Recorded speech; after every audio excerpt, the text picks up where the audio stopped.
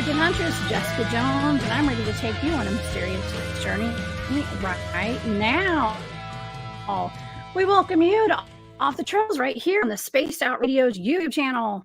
If you guys haven't hit subscribe yet, we would really appreciate the love, so please do that.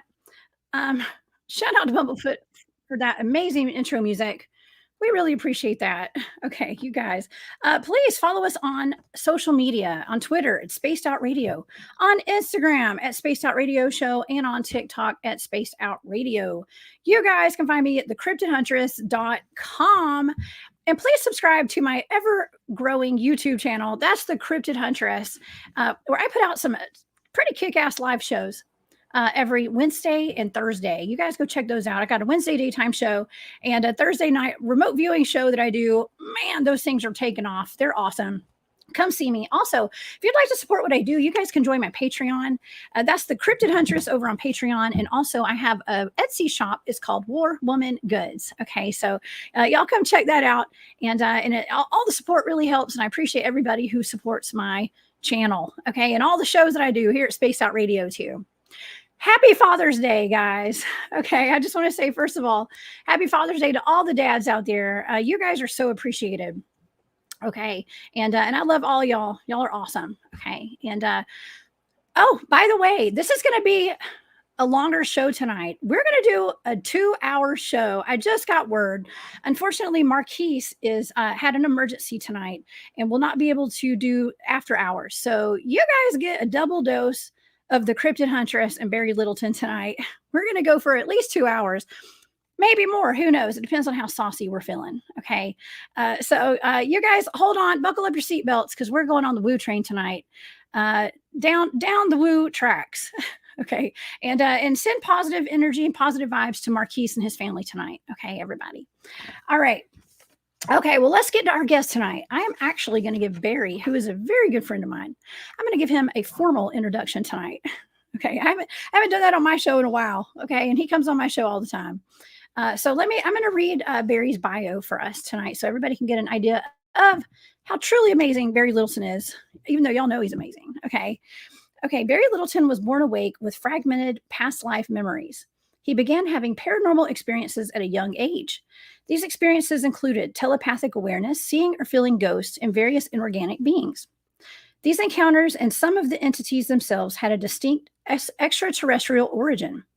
That led him into a lifetime of research, exploration into the metaphysical and the paranormal fields. He majored in psychology, sociology, and ethnic studies from Wichita State University. And for over 20 years, 22 years or so, he's worked with at-risk youth and juvenile offenders by utilizing the cognitive behavioral approach. In 2010, Barry had a tragic car accident resulting in 4 catastrophic traumatic brain injuries, or TBIs, along with a near-death experience, or NDE. The event was life-changing. It was predicted that his condition would remain in a near-vegetable state. Surviving this catastrophic event with mental faculties intact spurred him to come forward about contact and paranormal experiences. Thank goodness, because he's here today, y'all. He hopes to unite extraterrestrial contactees with similar encounters, interests, and to cross the racial color barrier that exists within the field. Since coming forward, he has had the pleasure of meeting awakened people from across the globe, which has been an amazing experience. And it's been an amazing experience knowing Barry. So you guys, please help me welcome to Spaced Out Radio tonight. I have my friend Barry Littleton. And by the way, y'all, it's Barry's birthday tomorrow. So I already sang to you, Barry. Happy birthday. But happy birthday. Jessica. Greetings. Thank you. Thank you for such a nice introduction.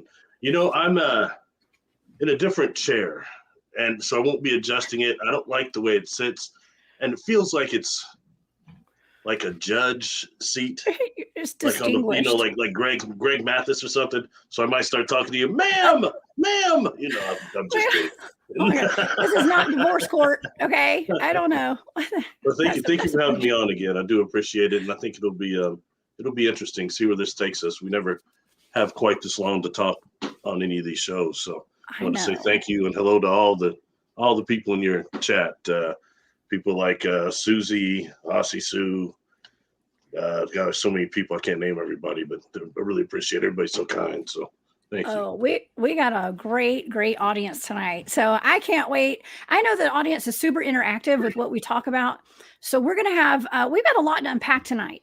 And I want to start off by saying that Barry, I kind of threw this topic out there today with you and I, maybe because I knew that you had some experience with this stuff with dark entities. And I know it's not easy to talk about dark entities, cursed land, because I'm actually going out to do an investigation, a boots on the ground investigation this coming week. Okay, I'm going to be up in Tennessee with a lot of people. Not a lot. There's like an 8-man team, I think, or 6. I don't know. There's less than 10 of us that are going to be up there. Mhm. But we're doing a thorough investigation of Farrah's property with Conversation Cabin podcast, you guys. And she's got a haunted cave on her property, and a lot of weird stuff's been happening. And I remote viewed it, did a show on it on Thursday, Barry, with Farrah and Drewski from Cryptid Warfare podcast. And I saw this land was cursed, okay, and it's got a lot of cryptids, a plethora of cryptids, okay. I guess you could say we are at Spaced Out Radio, so we say plethora, thanks to Dave Scott. But yeah, there's a plethora of them, and the land is cursed. And my data was suggesting a shaman was involved, and I was picking up like the land needed to be cleared. There needed to be a land clearing. That it was cursed. There had been bloodshed. All the typical stuff, right? Mm-hmm. You and I have seen this story before. This is nothing new to us. However, I'm actually going there, and Barry Farrah sent me a little snippet of a phone conversation she had with a medium who also looked into the land and was unaware of my data. And she had 3 of her medium friends look into it, and they all said the same thing, that the land was cursed. Now for the lay person being I, what was your data? Just can you go briefly kind of what you picked up on this? Sure. Absolutely. Thanks. Absolutely. So I picked up I was picking up on an underground facility on this land, of course. Okay, underground facility. It's in the mountains of Tennessee. Mm-hmm. It's in the mountains of Tennessee. I picked up there are predators. There's a lot of ET activity. ETs. It's a hub for extraterrestrials, whatever that is. Okay. There's something about the energetics there, and it has to do with the natural resources like gold. I believe there's a mine, and you got to remember there. I haven't mentioned this part. There's almost 500 acres. Okay, it's a big land, a big piece of land, and so I'm picking up on a settlement, Native American settlements, abandoned mines that are out there, a lot of Native American energy out there, like a lot of history. Picking up on that doesn't surprise me. That doesn't surprise me. Right. Please keep going, please. Okay. I was picking up on Sasquatch families, multiple Sasquatch families are out there. And I picked up on Badlands or Badland. It's cursed. And it's on an intersection of ley lines. Okay. So there's like an X of ley lines. And I've got to do some more research on that before I go. But I did pick up on that. A lot of blood. I picked up on blood, Barry. Does that surprise you? Wow. Blood on the land. That was one of my tangibles, actually. You're really good. Seeing blood. Okay. And I also was picking up that something stirred this up. Okay. There's something like an ancient energy that got stirred up. And I heard a quote. It said, "You stirred it up." Okay. You stirred it up. And I was picking up on like a well or some kind of water source on the property. Haunted spirits. I got haunted in spirits. Bound to the land. There's something bound to the land. I heard it in quotation mark. Like I wrote it in quotations. That means I heard it audibly, clear audience. Bound to the land and release it. And then I heard land clearing needed. And I wrote down a Native American shaman is what I wrote down. Okay. So that is 100% textbook curse land right there. And entities bound by blood and things like that. I mean, it's textbook basically. Right, Barry?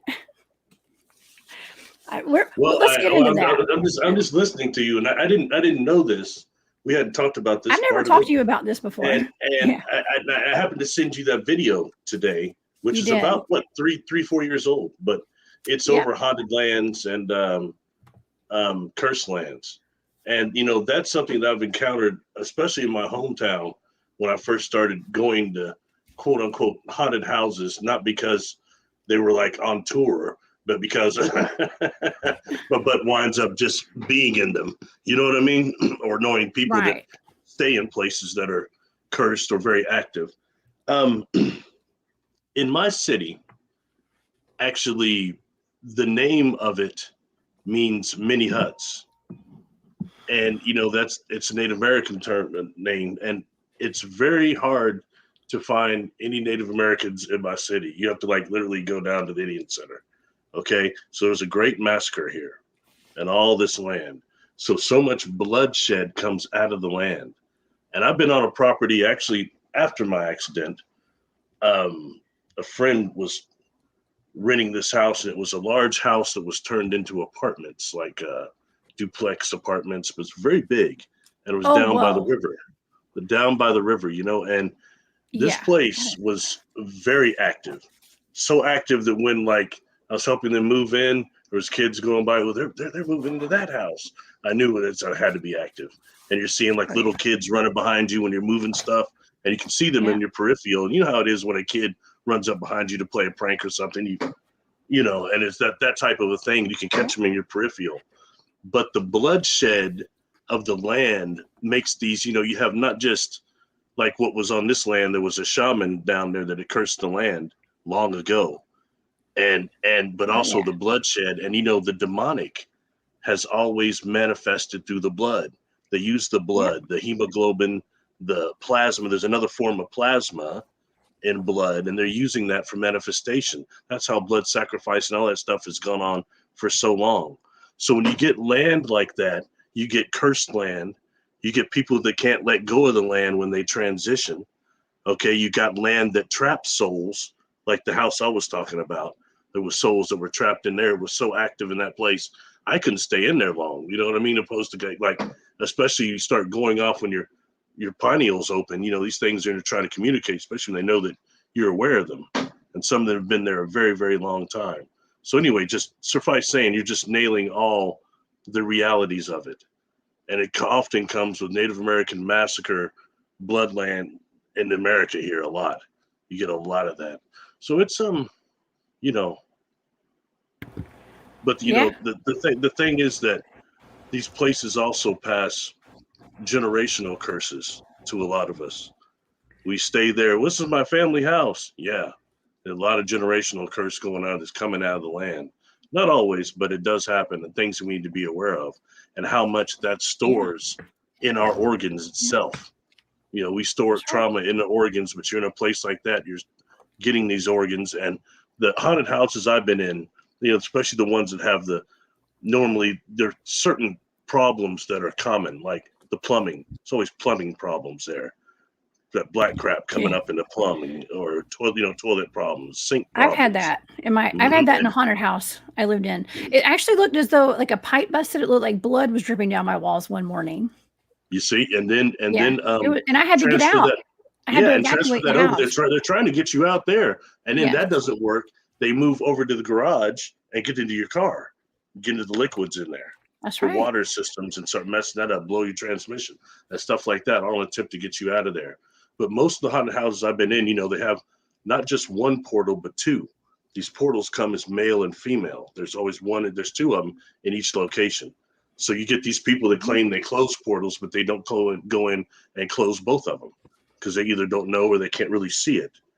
The other thing would be realizing that the land itself and the home and the land itself can turn into a portal because of the bloodshed. And that takes us into what you had remote viewed with that green thing. The That green eyes. wasn't Lou Ferrigno or Bill Bixby. It was in Chickamauga Battlefield in Georgia. It was Yeah. called Old Green Eyes. It was a dark entity. Mm-hmm. Yeah. And It what it was was eating attracted the dead soldiers and stuff. It was eating the yes, just corpses. battlefield. You know what I Yeah. mean? And how active battlefields are just with phantasmagorical and poltergeist itself. That alone within the time that war that creates that rift in the timeline, in the time. I don't want to call it a shift, but it's like an imprint, and then you have phantoms that are in there quite a bit, and others that are just trapped or going back, very active. And because of the blood, the demonic is manifesting through it. Very Oh, serious. it's very serious. And so it's a spiritual battle, first of all. Okay. It's not only physical at this point, because Farrah's had a lot of issues on this land since they've just moved there recently. And the first thing she did, she said when they pulled the U-Haul trailer in, was she went up to that cave and just stood there. She went and checked out the cave. And every time she's walked up to that cave, and like recently, the last 2 times, she woke up the next morning, her chickens were missing and there were nothing but feathers laying there. Okay, so something's grabbing her chickens, and there's a line of feathers going up into her cave, and it's just it's a mess right now, and it's very scary. Her camera was turned to the side. They have cameras all around their house, and I'm going to bring Farrah on the show soon, you guys. I did a show with her on my channel on Thursday night. I'm going to bring her on Space Out Radio when we get back from this investigation. But I got to go over what the medium said, Barry. It's going to blow your mind. I know the audience is ready to hear it. Listen, the thing about the caves, we'll talk about the caves again later. That's very relevant. Okay. Especially when dealing with Sasquatch interaction, because I think that's what you're describing there too. Yeah, okay. Something that came out from one of my clients. It's very interesting. So. Okay. Well, and the thing about it was when I remote viewed I remote viewed the entire property. I wasn't really focused on the cave so much. I was focused on all like 480 acres or however much it is. And I was picking up on Gugway as well. Okay. So Gugway, Sasquatch, aliens mostly. That's great. Yeah. Great. I know, right? I can't wait. I'm excited. I'm excited. Listen, I was in the woods this weekend, and I did some Bigfooting. So this is what I live for. I'm the cryptid huntress, Barry. This is what I do. Okay. I've just never experienced a skinwalker. So this is new. But I'm jumping ahead though, because I didn't tell y'all that I ever saw a skinwalker. I saw a plethora of cryptids. Well, these women said that they had sensed like skinwalkers on this property and stuff. And that, you know what they said, that there were, they all said that there were skinwalkers, that a Native American shaman had to come in and banish them into this cave behind her house. There were so many on this property at one point that they were all banished into this cave. And so they dwelled there. And so, because there was some sort of a curse on the land, there was some massive curse put on this land, exactly what my data had said, Barry. Okay. So, they said that something did kind of rile things up. The shaman came out, put them all in the cave. And so that's where I'm going. Okay. That's where I'm going to be on Friday, probably. And maybe throughout the weekend. Stay protected out there. Yes. I'm going to be out there. During and after. Cleanse yourself when you leave the property too. By the way, thank you everyone for all the birthdays. Thank you, the wishes. I appreciate that. Lucky to have made it this far. Oh yeah, you got many more. 2 NDEs is enough. I'm good with that. I don't want the third. Three times three strikes are out. I'm good. Right. But concerning the caves though, I had a client here in my state. And, sometimes people want to get readings from me before we'll do a hypnotic session or something. So I'll do that. Okay. But I kept picking up on this client Sasquatch activity. And this person is from my state, which is not one of the states that's got a lot of Sasquatch activity. It just isn't. I keep picking this up in the reading, but I didn't want to mention it because it seemed kind of odd. Okay. Then when they're induced, they're in trance, very, very deep. Okay. They start realizing that on their property, they had seen the Sasquatch. And this is without me giving any type of suggestion, okay? And then they started talking about these caves that were near their property. And in my state, I'm not familiar with all the cave areas, but this is one, it's just bizarre. And the individual in deep trance starts saying that the Sasquatch used the caves there to teach the young ones how to manifest. And how to deal with those, how to learn some of their abilities, because those caves aren't really visited. So they don't live there, but they use them for training grounds. And I thought that was really, really interesting. And that's something that someone that's not into Sasquatch, when this starts coming up with people, when they're really in trance, you got to, deep and in their subconscious, superconscious, it has to be acknowledged because it records about everything and misses nothing, Yeah. Anyway, sorry, I'm probably Yeah. veering off from what we were talking about. Please keep going on with where you were going. No, Sorry. you're not off topic at all. And yeah, I mean, there was most likely, this land. I believe what Farrah told me was that it was either Chickasaw and Cherokee, I believe, Native American tribes that lived on that land at some point. And I think, I mean, it has a very long history. Okay, just a very long history of Native American settlements there. So. I had a good friend that was Chickasaw, since passed, a couple of friends, but very, very spiritual cat. He's the first person to tell me that he had seen a Sasquatch. He was a third shifter working with me for several years back in the early 2000s. Wow. He also saw little people too in the Oklahoma Mountains. Really? His father had a grandfather ranch out there in Oklahoma Mountains somewhere, and he said it was just all the stuff happened out there. Quite interesting, I said, I might have mentioned, I don't want to veer us off. I was like, well, what? You said you ran into a little person. He said, yeah, and I got in trouble. He said, I got in trouble because I was talking to them and communicating with them. I said, why? He said, well, they steal children. And I said, well, what did they look like? And he said, Barry, they had on war paint and very old Native American garb. Yeah, he said, but they were all wearing war paint. They were about knee high, he said. It was very interesting. And since then, the other person I know that encountered little people said that they tried to lure them off of a trail by playing. Come play. And, that's what they're known to do, is steal children. And anyway, sorry, back to what we were talking about, caves and haunted land and demons. And let's get back to that. I know it's not pleasant to talk about. Boo the Beagle. Thank you so much for that super chat. We appreciate that so much. Thank you. Yeah. Well, that's and nice. Barry, I know, That's listen, really nice. when you and I did that show on the old green eyes, that was super crazy and like emotional, because this is dark stuff, and you and I are not into like the dark entity stuff and rituals and things like that, but it's something that is a lot of us experience through generational curses, and I find that super interesting, because I hear a lot of talk, especially in the starseed community. Okay, that a lot of us are here to break generational curses, right? So, I mean, this falls in line with that. If we're trying to figure out what to do about it and how to break these curses, that's something I do in sessions actually. During hypnosis too, I will do generational curse breaking. It's quite interesting, when you start really getting to that and where it starts at and the origin of it. It's really a trip.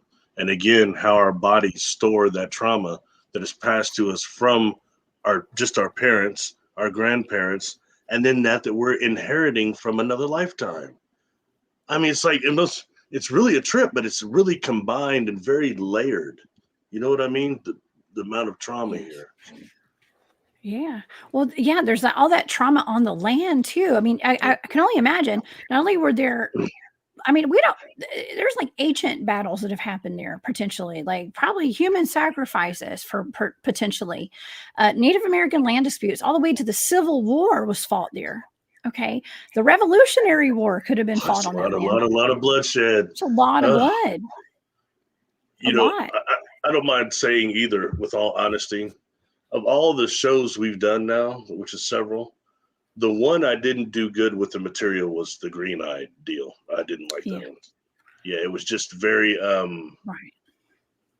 very morbid, very dark, very it was even worse than the Yellowstone fog. That wasn't really a particularly good one either, but they're all bad. It's this demonic factor, but nonetheless we have to deal with it, okay? Because once again, there you go, the underground labs, the government stuff and all that, and it keeps coming up again and again. And I think what we might get into next hour is maybe about some of this aspect of slavery that's going on in our interstellar community, and how that goes all the way to that net that I've talked about, to now how they're actually influencing people with not just certain narratives, but technologies that are mind to computer interface, beyond computer, hive mind type of complexes. It's really a trip. So I think that's something that you and I blow up and just put a light on. I'm gonna start doing a few videos on this and then expose the strategies, and I step back, because I'm not gonna fight that crap to doorstep or have to do constant battles beyond the constant protections that any of us have to do daily that are aware of all this stuff. You've got to do several protections a day because they're not going to stop. They're going to attack you all the time. You've been through it. I've been through it. A lot of this wonderful community here on your chat has been through it. And when they do these attacks on us, they're like these cluster attacks. And the way they do it is like I just said, you've got the plumbing thing going wrong in the house. You've got the car going wrong. You've got this idiot at work who's desperate to be a middle management, getting in your way all the time. You know what I mean? And all these little things, the financial stresses that put a stress on our shields for those of us that really know how to shield ourselves. So if I'm going to get geek, like I always use the, like the Enterprise, you've got the Romulan warbirds, like 4 or 5 firing on it, but they're starting to collapse certain parts of the shields. But for those of us that shield ourselves, it makes these cracks. And the cracks is just enough for them to seep in and go for the heart chakra to the people we know normally. And so then you start holding trauma there in your heart chakra. Build a nice fat wall, a heart wall.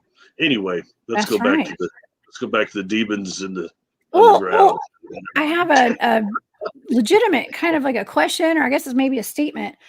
We do get attacked more often when we start talking about human slavery with the secret space programs, for instance, and dark demonic entities and things like the Gugway and these satanic rituals that are going on. Is that a coincidence, Barry, that when we're trying to shine light on these topics, we get attacked more often? Yeah, if anybody wants to go to my YouTube channel, go to the playlist, because most of my stuff won't show up. But you go to the playlist, and there's one of the playlists is called Negative Inorganic Beings. And there's probably about 12 videos or more on there. What I'm exposing is a lot of strategies and the stuff they're doing. Okay. And a couple protections on there too. So that, but when putting each one of those out, just to get those videos made, I was getting tons of interference. You wouldn't believe it. Then I get them released, and I start getting these cluster attacks from these fools, somebody named Joe Schmo. That was a stupid reality show like back in 2005. It was terrible. The Joe Schmo show was like the first reality show. Trust me, I know. They make up, and there's like 10 accounts with one person on it, and they all come at you like you got a ton of people that hate you, but it's really just that one person. I swear, they were like bots. I think it was like over 50 of them. I wound up spending 15 minutes blocking different Joe Schmoes. It was the same Joe Schmo though. But it's just different accounts. It happens. It's like a cluster attack. I've been getting it too. It's okay. And when you reveal strategies like you're doing, boom, it's war on. Yeah, it is. Well, you know what? I do have a company called War Woman, so I know how to handle these things. It's okay. And Aussie Sue knows how to handle things too. Thank you, Aussie, for that beautiful super chat. You're amazing. She says, "Happy birthday, Barry." Hey, thank you, Aussie Sue. Thank you. That's so sweet. Favorite name from a great place. Yes. Absolutely. From Australia. I love it. Kind of back to where we were, though, I think, with the property thing. And just, I think, people being aware of that. And it's sometimes when you're on really haunted land and really cursed land, man, you may have to really have a team come in there to really do some work. Not just a shaman, an exorcist, a team of several different people from different practices to come in and get rid of that stuff and close the portal. And let's face it, some of these places are so traumatized that they might not be able to. So much bloodshed for so many generations. It's too much. We have to just face that. Yeah. I'm not, I don't want anybody that thinks they're a Max von Sydow. I'm not trying to discourage anybody, but I'm just saying, it can get pretty dark in some of these places. It can. And a lot of the places that have like Dogman, for instance, on them. Okay, there's certain cryptids that seem to be a little more, I'm going to say violent in a way, or like the Gugway, for instance. Those are places that are seen near battlefields and places like Corpsewood Manor that my team and I have investigated in northwest Georgia, near Tryon, Georgia. Where there were two Satanists that lived there, and they did rituals. They were friends with Anton LaVey, and they had parties there all the time. There's nothing wrong with partying, y'all. Partying's fine, but they were drinking a little blood, the cocktails. I don't know what they were drinking. Well, I do know that one of Dr. Scudder was actually credited with creating a type of LSD out of like 25. He was from like Chicago University or something, and they had parties where they would, you know, drug people and stuff. And so it was just kind of dark. Okay. Little LSD, huh? A Yeah, little trip something going like on. that. Yes, mind altering substances. And so but to this day, you know, when my team went up there and investigated this area, you know, it's known for Sasquatch sightings, dogman, werewolves, you name it, orbs. We got a bunch of orbs in our videos or pictures and stuff. Not much else, but when we got up there, there was blood everywhere. There was blood splatter all over the place, and there was like pictures of people as though like people had been going up there and doing rituals. A lot of rituals were being done up there. And we were also trackers, so we could see that like a group of people had taken off probably in the middle of the night, like a herd of elephants, from the ruins of where the house used to be, because these two men were brutally murdered on this property, by the way, the people that live there. And so we saw this blood. We could tell some people had left in a hurry recently from the time we got there. We had made a video about it and we had like a 3-part series on YouTube. This was 10 or 11 years ago. This has been a while. I'm picking up that the people that were murdered there are still there. They've not been crossed over. They're probably bound to the land. Yeah, probably. God, it sucks, man. Well, people are constantly doing rituals. Some of the entities you have that try to keep them bound that are in that plane, it's quite frightful. It's not cool, you know? And it's a lot more than just a little shadows. And I will say this, when you're somebody, like, I know some people are pretty strong, all right? And what happens when you come up against one of these things that's more than a shadow, one of these dark forces, and you say your little deal, burn you some sense and all that, and they laugh and say, that's real good, now I'm going nowhere.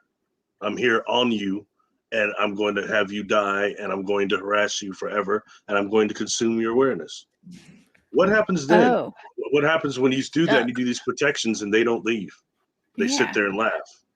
They laugh at your chance. That's when you're in for the struggle of your life. It's no joke. So I tell these people to be very, very careful. You know, like I can tell you these forces tried to take me out before I ever started speaking out. That was part of that accident I had. I know they tried to shut me up before I could start speaking, but it had the opposite response, is it fired me up. You know what I mean? That's where I probably would never have come forward before had it not have been for that accident. Yeah. Well, you know, everything. It wasn't some agreement. No, that was a tragedy. Yeah. Very tragic. Yeah. Well, I'm glad that you're here to see another birthday tomorrow, Barry. Well, thank you. And it's a miracle that you're here today and that you are able to even just talk. I mean, you were in a vegetative state and you were expected to stay that way, actually. So you are a walking miracle for sure. Well, thank you. Appreciate that. You know, upon awakening and becoming cognizant again, one thing that I had to really evaluate was these non-physical angelics, super nanofem I saw when I had died, opposed to some of these non-physical, non-corporeal extraterrestrials that are generating a very high love frequency themselves, but they're not the same. They're different categories of it. These angelics were so much love. I know they were containing it, and they're very regal, or I think it would have burned out my body by all means. You know what I mean? We don't think of love hurting like that, but it can when it starts coming directly from source. A whole nother thing going on, you know? So I think that's where some of these extraterrestrials are trying to evolve to, or interdimensionals, whatever you want to call some of them. And I'm talking about the ones that are dealing with the divine field in coordination with it, not this slavery, not this negative thing that is so bombarded all the people in this field, the people that are psychic and clairvoyant that come in here. Anyway, sorry, we'll talk about that later probably. I won't go into that, but that, you know what I'm talking about, that field of energy I've been talking about a long time that we come into in this universe, in this solar system, that shocks us and makes us lose some of our soul life memories when we incarnate. And then the other fact that some of us are immortal souls that are bored and have no other way to discover anything but to wipe ourselves clean. That's another factor. I think the ultimate struggle The ultimate adversary when dealing with us as immortal souls, the ultimate adversary would be boredom. It's kind of like when you were a kid, you played hide and go seek like 2 times. It was fun the first 2 times and you knew where everybody was, but you played it several more times anyway. Why? Because you didn't want to be bored. I think sometimes our existence might be somewhat similar to that as immortal souls. Food for thought, right? Very interesting. Very interesting.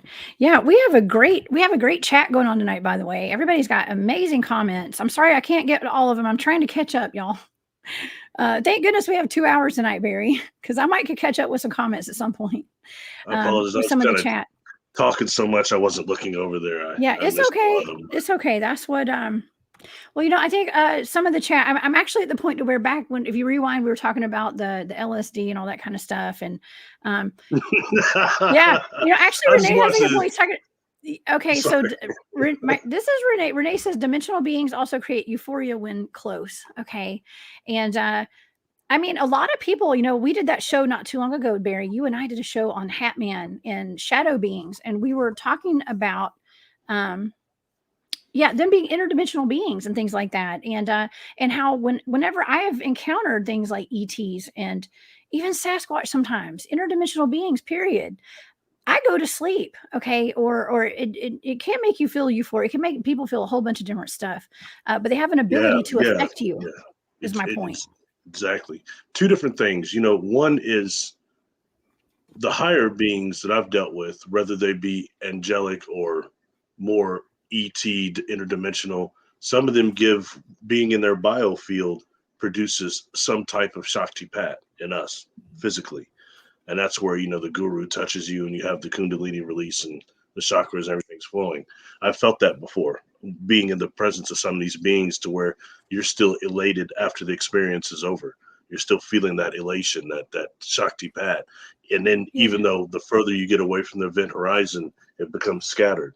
You're just in their presence. You're like, what just happened? But you're still kind of hyped. That, and then the other thing would be, like you said, the negatives can produce that sickness or that sleepy feeling the same way as negative crop circles do. So that would be something definitely, and we've got the others that can produce virtual reality scenario to us through their consciousness and our optic nerves. Those ones are very dangerous. I've experienced ETs that can do that. They just weren't negative. That says a lot. When you have they don't even need technology to deceive us, to make us perceive a whole environment that we think is real, Well, and I think we've had some conversations with, the mind control stuff, MK Ultra, even AI. We had a conversation. I think, did you put a video out today or did I just have a conversation with you? I can't remember. About the AI affecting, I think we had a conversation about AI affecting people. Oh, yeah. We're talking about the gray overlay. We were texting today about this, right? Yeah. Okay. You want to talk about that? Let's talk about that. Yeah, we'll get back to this cursed land in a minute because this is all kind of connected. Okay. It's mind control. Okay. We're getting mind control. We got cursed land. We got all these things. Like we're going to bring it full circle at the end. I promise y'all. Okay. Yeah. Let's talk about it. It's like that whole DARPA stuff and some of the stuff they were working on. You can look that up, radio frequency hypnosis and stuff like that they were doing and implementing. And then how they're starting to dealing with some of these interfaces that they do, these neural links that are newer between these new computers and the virtual reality thing. And it's a whole nother thing going on, mind interaction, and especially from the hive mind, and how they can actually use impulses to give us visions and all these things, to think that this stuff is completely real. Like, for example, I could think that I was a super soldier or something, because they've implanted that with this technology they have. I don't think we understand really how intense these neuro-directed energy weapons can be. I think that's a very real thing that a lot of people we met at that last conference are going through and suffering from that. And they wouldn't know, I think, some of that from the reality, because that is so implanted, whether it's 21 back and all these other things. Not saying it hasn't happened to some of these people, but some of this stuff I don't resonate with, okay? And I think that it's implemented. I think it's AI oriented, as very serious. It's a way to control those of us that are contactees that might be having interactions with beings that are somewhat positive, and maybe stop this place, making this place turn into a type 1 civilization. So I think that's real serious when to take that, into evaluation. And that leads us also into that technology that they call the voice of God, which is very interesting. That's another one of those Neuralink type of things where people are hearing these voices, think it's the creator, and that's there's a lot of stuff going on there, how they're implementing these details. And I don't want to offend anyone, all right, but I have to look at this seriously, because I was so tripped out on what I heard in the media that my own experiences, I was thinking, like everything was pretty positive for me, although it's hard to deal with, but it wasn't negative. So I dealt a great deal of time getting professional regressions to make sure I wasn't suffering from screen memories. And something didn't happen to me that I just couldn't detect. I'm not, but I mean, I made sure I found out. So, so sometimes when, like, at the conference we were at, one or two individuals, oh, were you on Mars? Were you on the moon? Were you in SSP? No, it was not an SSP. That was not part of my experiences. But I'm sympathetic to those of you that were. I'm not trying to discredit anyone, but I know this technology that they're subjecting people to, along with this narrative, is very serious, and they won't know the reality from the difference. And we met a lot of people like that, I feel that it's easy because it's all revolving around trauma. And then on top of that, we've got this slavery thing going on. You've seen it. So it's like, it's all mashed in. It's all this negative, evil stuff. And you can't even tell where's the beginning and the end of it, and how long it's been going on here generationally, and when I hear things like for millennia, Ed Dane saying he remote viewed Satan, and that Lucifer is locked away, further away. That's what the Uranta book says.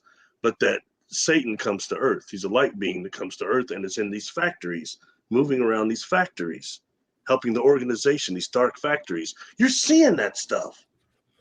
Hell, the Uranta book calls this part of our solar system, this part of our of the Milky Way, the Satania system, because it's part rebellion.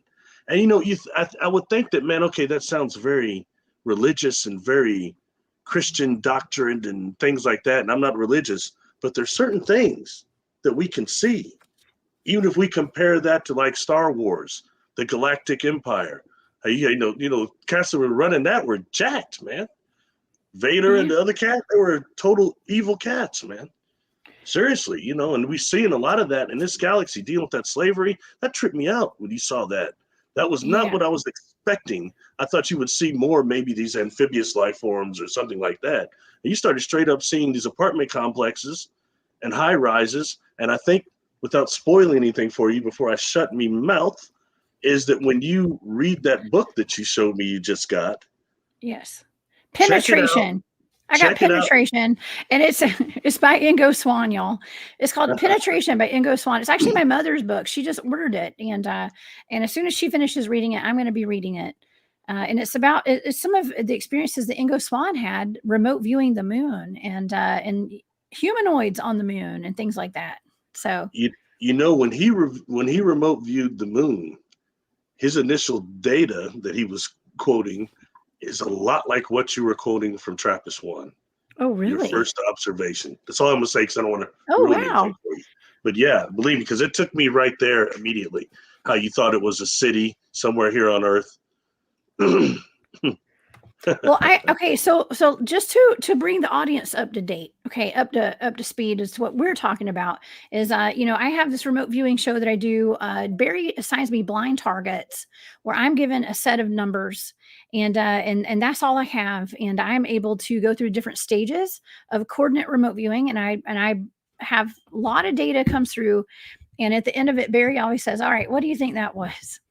What do you think this target was?" And I told you on that one, I thought it was Earth in the future.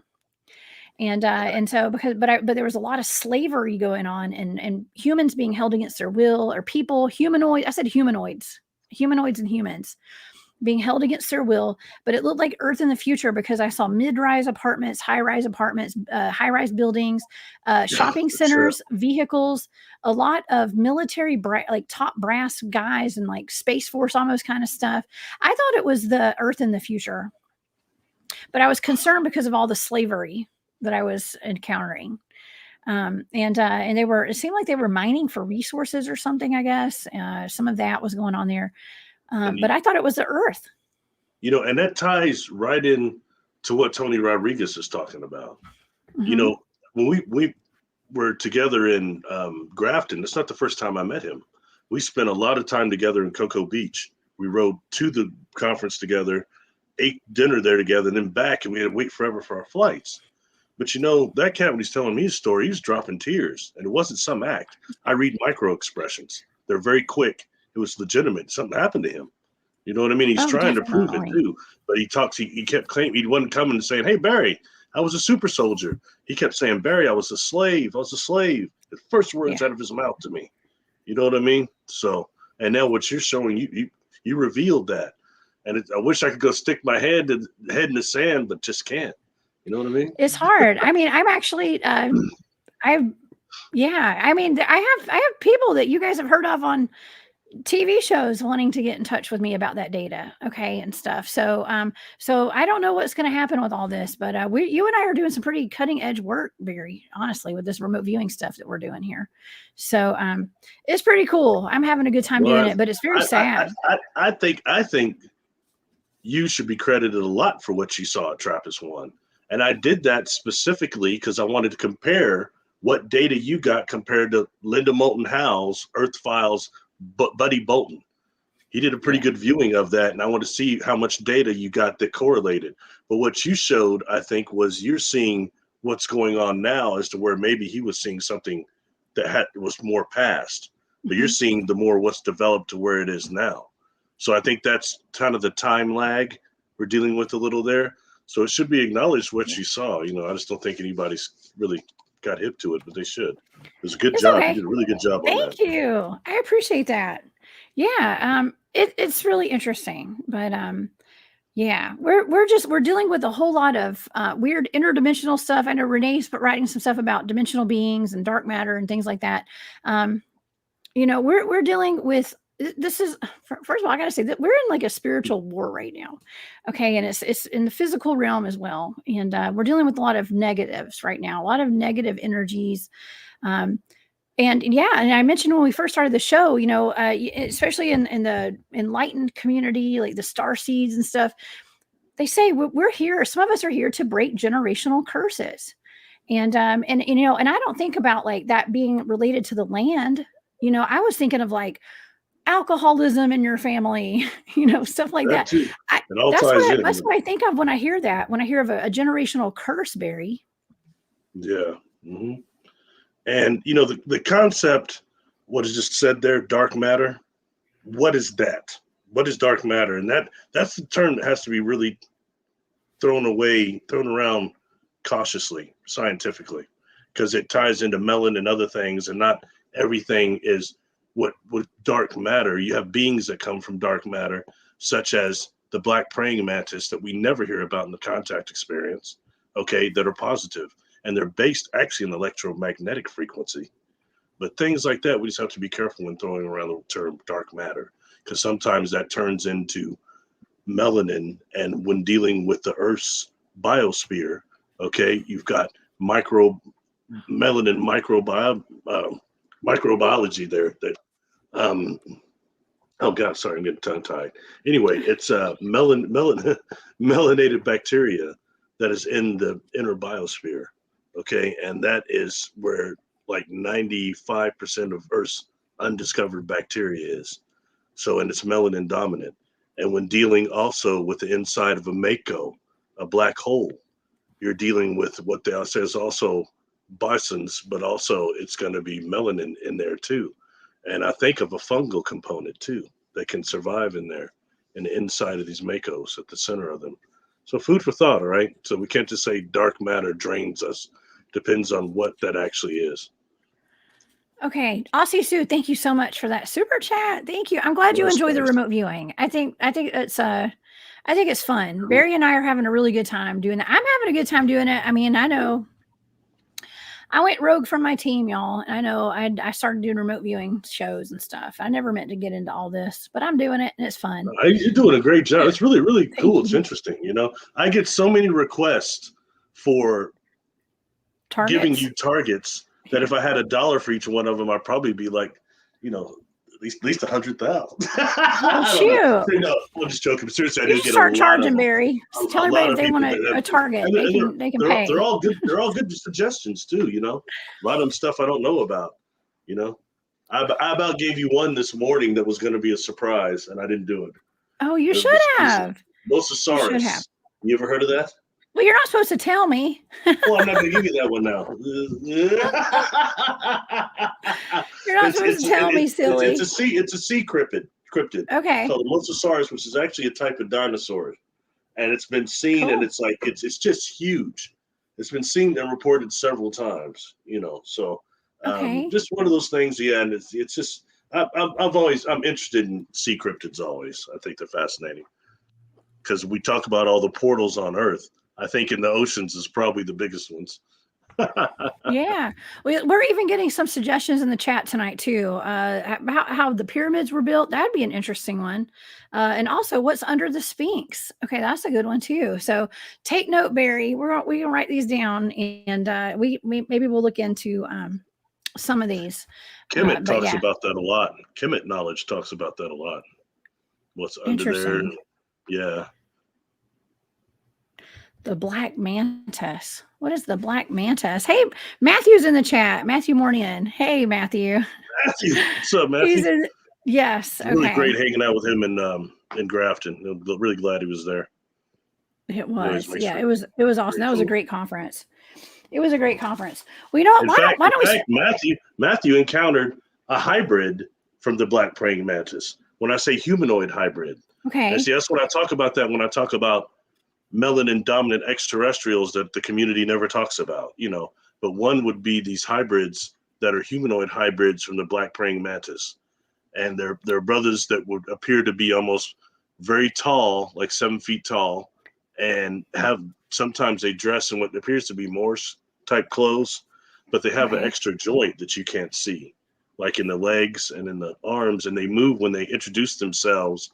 They say hello with this dance. And it's a dance that we can't quite mimic, but it makes us want to do it. And it lasts for like, I don't know how many minutes, but it's their way of saying hello and introducing themselves on all sorts of different spiritual levels. Very interesting. And these are beings that can also bilocate or teleport themselves by utilizing the black holes in every molecule of their bodies.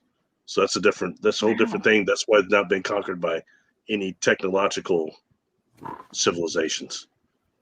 Food for thought. Well, speaking of things like that, what about portals, Barry? Okay, like a lot of this cursed land it's almost like they have to have portals on them. If there's cursed land and there's cryptids coming out of them, if there's dark entities, negative forces of any kind coming out of it, there had to be multiple portals on properties that are cursed.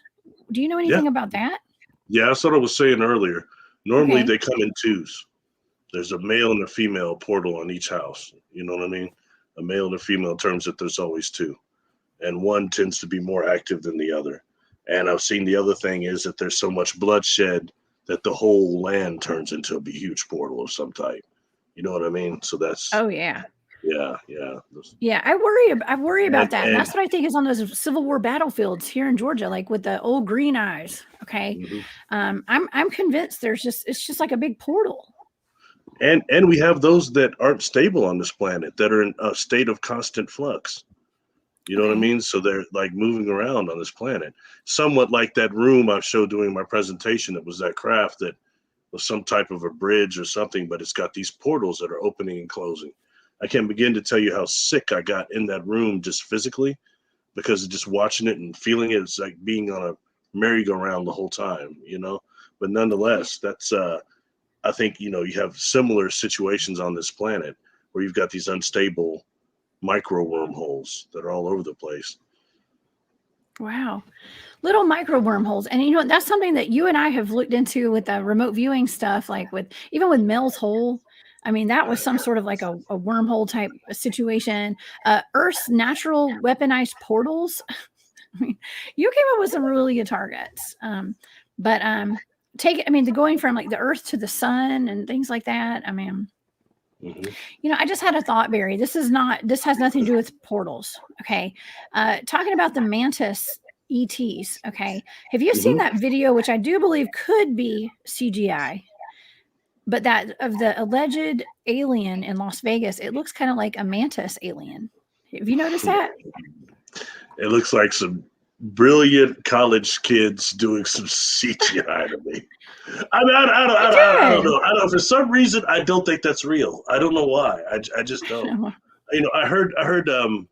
What's that guy's name? I was wondering what you thought of that the other day. The cop guy. What's his name? On my show? Yeah, you were interviewing the other day. I've been on his show. Can't think of his name. The cop guy. He's D.A. Roberts? No. No. Robbie? The Italian guy.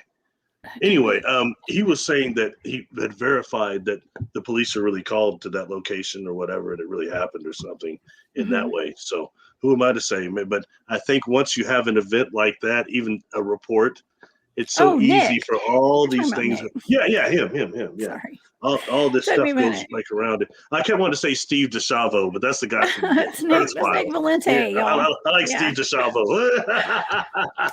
That's a good show. He said that he's connected to law enforcement, so there must be something that happened, so I don't know. But as far as that video, I don't, and also I don't think that, and I'll just be honest with you, okay? How quickly that whole thing happened, almost synonymously with Stephen Greer's conference, it's just suspect to me. I'm not putting down his conference or saying anything like that. I'm just saying that it's just because that was supposed to be a disclosure, and all of a sudden this one thing, and there's contact going on all the time. Half of the people in the chat over here are all in contact. We're not hearing about that. That's what needs to go mainstream. You know what I mean? Period. Not just one ship crashes on one place. It's all in Las Vegas too. I mean, there were videos of like triangular craft hovering above a strip club last year or this year. It's just all in. And I was just in Las Vegas. Las Vegas is fun. It's fun for a couple of days, But what is the draw to Las Vegas? Okay. Also, Barry, I posted a video in my Instagram stories today. You guys go to the Cryptid Huntress on Instagram. Check out my stories. I believe it was from Unanswered Universe. Okay. I think that's the name of the IG channel. I'm going to have to give them a shout out. They posted a video in Dubai of holographic orcas or some kind of whales, like killer whales or something, like floating through the city. And it looked real. Okay. It looked real, but we know it's not real. So it's so absurd that it's not real. But it looked real, and there was even a helicopter, and I was like, that helicopter's probably fake too. Okay, and what are they doing? Do you think that they're putting it out there for predictive programming for when we have the fake alien invasion? What do you think? Man, I'll just say something corny, probably get booed off your show, but when you say that, that sounds so ridiculous to me. I can't help but think about that guy from 90210, the Ian Ziering, those terrible movies he produced on Sci-Fi, Atomic Shark, and what was it, Sharknado, where the sharks are flying around. That's a terrible movie. You're talking about orcas flying around. Okay, I'll have to deal with that. I don't know.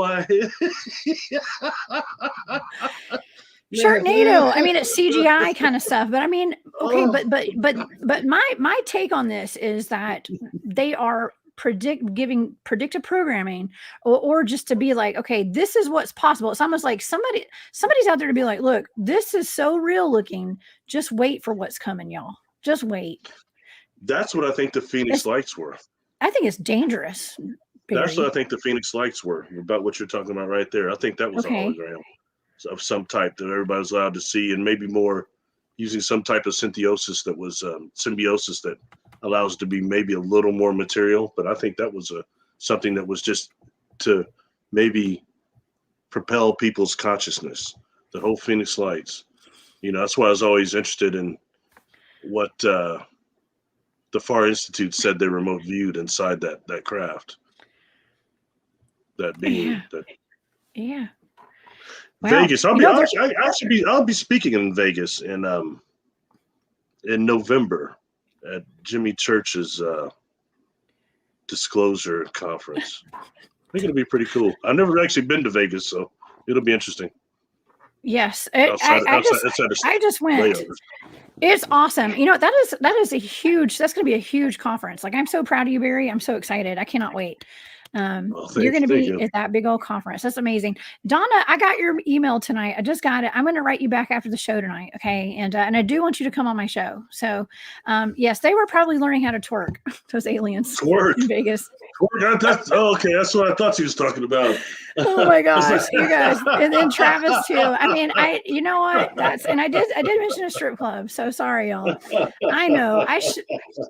You never know. We went off the rails tonight. By the way, welcome in everybody.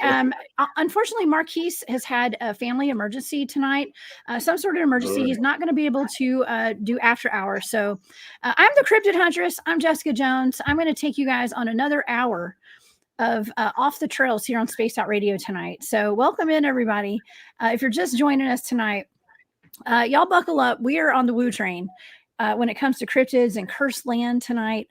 This is Barry Littleton. For those of you who are just tuning in, Barry's a very good friend of mine, an amazing researcher. And Barry and I do a lot of work together, solving paranormal mysteries, or at least trying. So, but yeah, tonight we are actually talking about dark entities and cursed land. And I have a field investigation coming up. For anybody who's new to Jessica Jones, the Cryptid Huntress, I am a Bigfoot field researcher. And I'm also trained in remote viewing as part of things that my team does. And so I do a whole lot of boots on the ground research, and I'm out in the field. I was out in the field this weekend, actually. Doing some research. So I'm out here doing these investigations. I'm heading up to Tennessee this week to investigate a piece of land that a lady lives on named Farah and her husband, and they have a cave, and they may or may not have skinwalkers in that cave. So we're doing a big old investigation this weekend. And that's what we're talking about tonight. We're trying to stay on topic tonight as best we can. But yeah, we're just having a good time. I'm glad you guys are here. It is Barry Littleton's birthday and I'm on the East Coast, so in less than an hour it's your birthday, Barry. So yes, so happy birthday once again. Oh, and it's also Jeremiah Fountain's birthday. Jeremiah was on my show last night. Well, happy birthday to him. Yeah. By the way, when we come back with the other part, I think we should also touch on that gray overlay. I forgot to mention that part of that whole mind control thing, but the gray layover. We're already in hour 2, so we're already in the second hour tonight, and so let's go ahead and let's talk about it, because we're kind of touching on a lot of different interesting topics tonight. That's cool. Well, we were talking about the mind control interfaces and all that, and how much of that is going on right now in the hive mind and all these different neural links and things they're giving. But I think something that's worth mentioning is something I heard, gosh, it's been probably over 10 years ago now. It was Art Bell and Linda Moulton Howe on one of his Dreamlands on Sundays. He used to do Dreamland. Would have been one of the last ones, I think. But she was talking about some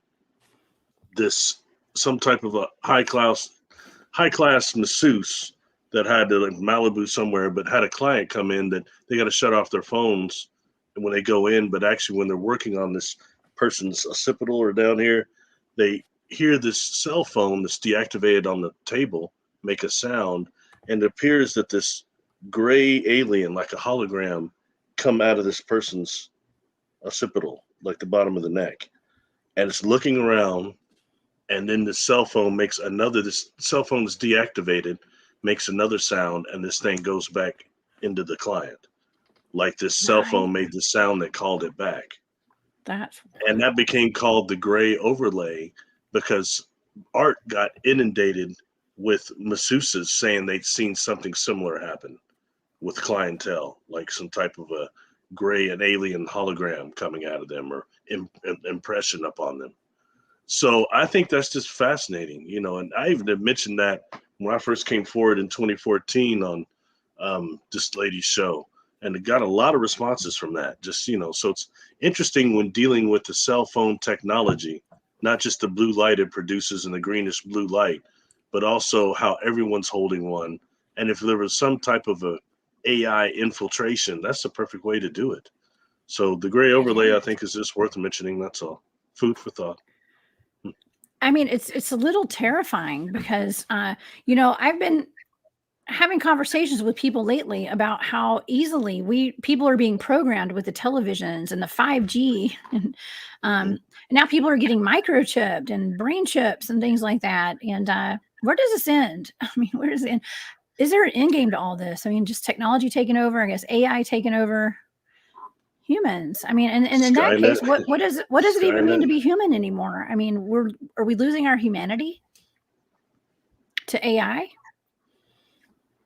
Yeah, it's very sad. Well, you can see right now how the one problem between what you and I are, which are Generation Xers, compared to the millenniums and whatever the new ones are calling that now. But, it's the fact that social etiquette is being lost.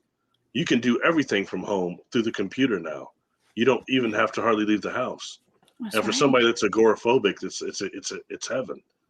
But for a lot of us, and that's something that the virus made worse, is our social interactions. It brought mental health to the forefront, which I think is cool, but it didn't do a whole lot for people that had mental health problems during that time. The lockdowns are terrible, Yeah, they were. It was. And we are having definitely a mental health crisis. Okay. And it does have a lot to do with everybody being locked down and having to put masks on and all that kind of stuff. And I know that's getting into kind of the politics of a lot of this stuff, but it's just it's like a snowball effect here. There's a lot going on. And what is an imminent alien invasion have to do with controlling the masses? It's all that fear, right? And fear is of something that makes us easily controllable. Okay, and so I've heard about the alleged fake alien invasion since 1987, and none of that stuff ever happens. You know what I mean? I'm just being honest, okay? How much of us listening right now have heard, at least my age, have heard all this stuff since the 80s? Probably some of y'all since the 70s. And none of these predictions, almost none of this stuff ever happens. And that's why right now we got to focus on living in the moment and communicating and making contact happening right now. This disclosure, it's got to happen the way it is now with all of us getting together. And I don't think CE5 is going to do it. It's got to be something different, really bringing people together, and it's, I don't know, just time's running out. We got to do something. Breaking generational curses, that's cool too. I mean, every little layer, earthbound spirits, those that work with the demonic, those that exercise, all these things have to come together. Right now is the time, because you can tell this place is in really big trouble. If nothing else, the fact that it's very obvious to those of us that are sensitive to time shifts that there's a time war going on right now. And this is a critical time, whatever it is right now. The fact that I caught those beings remote viewing me, well, what the hell? Why are they looking at me? Well, they're watching me. I mean, you know what I'm saying in that way, like there, but it's what we're all doing right now is really important. Yes. For this sphere, definitely. Yes. More than we would think. Well, we're absolutely getting it. We mentioned this earlier tonight in the first hour. A lot of us do get attacked because we are exposing what's going on in this, what we consider to be like a prison planet, Barry. And you had that excellent video. I want to pin that video. I'm going to put it in the comments after the show tonight. I'm afraid if I do anything right now, my computer will freeze up. So I'm not going to do it right this minute, but we need to pin the link to your video on dark entities and cursed land. Okay. And I'm going to put it all over social media. So everybody in the audience can watch that, because that's a great video. Because when we do start putting this information out there are forces that want to try to stop it because they want to keep this perpetual. And this is my opinion. I don't know. It just seems as though they want to keep a perpetual lockdown on on their lands and all these negative entities to have free reign. And it's time to reel all that in if we can. Okay. It is time. Yes. Yes. It's called to action, y'all. I try to look over the comments, but they move so fast. somebody had said that Ed Dames remote viewed the Phoenix Lights and it looked commercial. That's what I saw it real quick. I didn't know. I wish they could, maybe they could provide a link to that, because that sounds really interesting to me. I like to know what he saw versus what the Far Insight saw, or Far whatever. Farsight Institute. Farsight, yes. Yeah. Yes. Yeah, what they saw. So, I think I saw that comment. I think I had it on the screen a while ago. Dogface, thank you so much for that super chat. That is so sweet of you. Happy birthday, Barry. Dogface says. That's straight from Dogface. Appreciate that. Thank you. Very cool. That's awesome. Thank you so much. Thank y'all. Yeah, again, it is Barry Littleton's birthday, y'all, tomorrow. So we're over here. We got double Geminis in the house. We got the Cryptid Huntress and Barry Littleton. We are Geminis. And Chucky's, yeah. your friend in the end. Are you the good side or the bad side? I'm the good side. I'm the good side. Oh my gosh, we're having too much fun.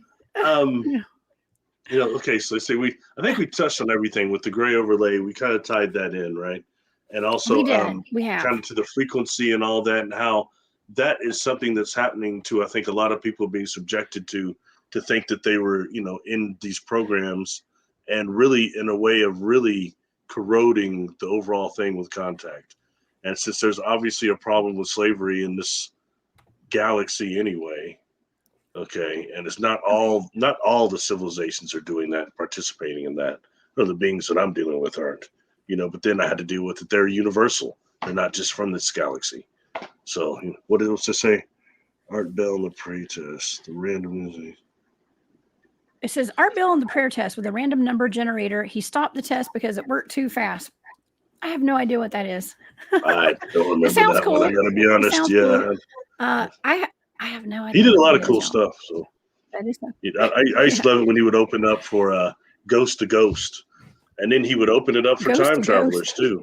Yeah, he would do Ghost to Ghost, like time travelers of the days other than just Halloween, and then he did several. He'd open lines for time travelers. In fact, I've got on my Patreon channel a couple of the ones he did. The guy from 2036 and 2036 called in twice, and it wasn't John Teeter. It was somebody else, but it was fascinating what he was saying. He's describing his time craft and all this other stuff. And the second time he calls Art Bell, it's like, I don't know what it was, like a year later or something. And he said, I thought I'd call you back because I heard myself calling from, it was really a trip. I love, those are some of my favorite Art Bell shows, are the time travelers. And I know you've sent me a bunch of those because we were looking into like time travel stuff. It was coming up in my remote viewing data. And so I was kind of forced into having to look into it. And to be honest, like all these Mandela effects. Okay. We got Project Pegasus. We got all these different like Project Looking Glass and things. I mean, it's just stuff that we've been looking into for the past year or two. And, it's fascinating to me and the timeline stuff. And now I'm from talking to the secret space program guys, meeting them at that conference. What was that? Three weeks ago now, I guess. A lot of time manipulations going on, y'all. A lot of time manipulation. So, yeah, I mean, and I had Frank Jacob on my show here at Spaced Out Radio. I think that was last year, and he's made a film called A Tale of Two Timelines, and he came on actually the weekend right before they were going to turn CERN back on, and we were just preparing for more Mandela effects, and it delivered. We had more Mandela effects. CERN again, right? CERN again. Yeah, CERN. Right? That's right. Yeah. I keep saying that is so, I think, blown out of proportion a bit, because no one talks about the Cosmotron. The Cosmotron was running in the 60s, and it was a cyclotron, much like the Hadron Collider. Okay, but no one talks about that. No one talks about Fermilab and these other places that have these things. And the reason why everyone talks about CERN is because of the John Teeter story. That's really where that started. No one would be paying attention to CERN if it wasn't for that. You know that, right? I'm just being honest. I don't get hated on. You've told me. You told me before. The truth is, yeah. He said that they would invertedly discover time travel, and on that website, it wasn't Art Bell. It was a website he was on. He put up pictures of that Corvette and the machine, and even the patent from it for the future. It's quite interesting, But he said that CERN would involuntarily discover time travel. And I think that takes us into the exotic particles that these hadron colliders are discovering that we don't hear anything about, opposed to them making these wormholes and generating these black holes that are going to cover up and swallow the entire Earth. They don't have the power for that. Right? I don't know. Listen, from what I understand, there are multiple hadron colliders all over the world, upwards of 30 of them. Yeah, they're all over the place. Yeah. I mean, now, but like I said, the cosmotron and the others have been around a long time. They were just called cyclotrons. And the cosmotron may still be operation. I don't know. But Fermilab has a bunch of them too. And then and then you've got the HARP and all that. So it's starting to, do more now. But I just don't think CERN is the pinnacle of all the problems we're having. Just don't. Yeah. Oh, absolutely not. But do you think that it's opening up portals? Okay. And and also how do they choose the areas that they put these hadron colliders? Do you think that this is cursed land? We're talking about cursed land right now, where there are rituals being done, and there have been rituals. Are they grid points? Done at CERN in Switzerland. There are people that have videoed rituals being done outside at their headquarters. I wouldn't doubt it. I mean, I wouldn't doubt that at all. I mean, in fact, to be honest with you, I'd be surprised if it wasn't going on. Probably got a little bit of bloodletting going on there. Get a little demon action. A lot of demon action. Wouldn't doubt it. Well, there's rumors that there was one of these colliders in Atlanta at some point, and the crime rates went up, and big time crime rates went up in this part of Atlanta, and things came out, may or may not have come out of it. I don't know. It's only hearsay, but you know, that's an interesting statement there. Question, actually, I wouldn't discount it, and the reason why I say that is because it's like kind of, although not the exact same technology, but the same way that MRI machines have a lot of entity activity around them. This could have something to do with that, because again, it's those exotic particles that we don't hear about. It's much more than just the Higgs bison. There's a lot of these exotic particles they're making for just, a half a millisecond, but it counts. And who knows what all they've actually found and what all it could do. This goes far beyond just the weird ice that came out of Mel's hole. The weird ice that the SEALs say could destroy our planet. Yeah, that's pretty terrifying. But I mean, maybe that's why the government allegedly took over that area and wouldn't let anybody near it after they did that. So I don't know. I've heard different accounts of that, and yeah, that's what they called him. Was his name Dr. Doom? Really? Yeah, I called him that. He got dogged hard. Well, when he came forward, he came forward and he was saying, he talked about the kill shot, and then he released the video that was the kill shot. I got a copy of the CD somewhere around here, and it was so negative, and all the things are going to happen. Eugene 99, and that did come about. And which is the thing that attacked the rust virus that attacked the wheat, and then also then he talked about what was it before the kill shot? There was like another solar flare was going to hit us first, and it was warming us up for the kill shot, and the kill shot was going to knock out all of our grids on this planet for several years, and it would turn this entire place into hell after the first tank of gas was run out of everybody's car. I mean, I've heard that it's still coming in a couple of years is what people are, that's the word on the street. Okay. But you know what, but can't we change those timelines, Barry? Is it possible for us to change the timeline? They're always going to tell you there's a doom coming. Of course. If it's not that, the meteor is going to hit us. If it's not the meteor, then, there's always something. But that's true. Concerning on the serious tip about the solar flares, when you start really looking at the Soho website and going back to the times that you can look at every few minutes, there's frames and different nanospectrums of the sun. You start looking at that green nanospectrum and others, you'll see coronal ejections and solar flares being blocked by these huge ships. People used to put that stuff on YouTube. You can see it right there. And then these things, you see, to even see something the size of that around the sun, it would have to be like, 3, 4, 5, 10 times the size of Jupiter. Like some of those huge exoplanets they're finding now that are just like 100 Jupiters big. They're huge. Wow. Yeah. So something like that, you're dealing with craft like that. And that takes us into the next step, which is where, I talked to Tony, not like I wanted to about when he says he was in a project that was building stars. I have some type of a knowledge of architectural spheres and planets. And, immediately when he said that, I'm picking up gravity wells and things like that. Woken up having stuff. So this takes us to another step, just when dealing with really galactic civilizations, type 3, 4. Yeah, it does. Amy WC, thank you for that super chat. We are having too much fun. Yes, we're at work. Okay. Well, it's not really work. We're having fun. It's good because it's not the most happy. It's not a happy days topic. That's for it's sure. Not. Especially if you've tuned in for the first hour too. We've been talking about some pretty dark stuff, but our goal is to shed light on it and to try to kind of understand it so that we can work towards changing it, perhaps. Okay, and I think that's goal number one. And the fact that I'm going to a cursed land on this week, okay, for an investigation, and it's rough. It's really rough.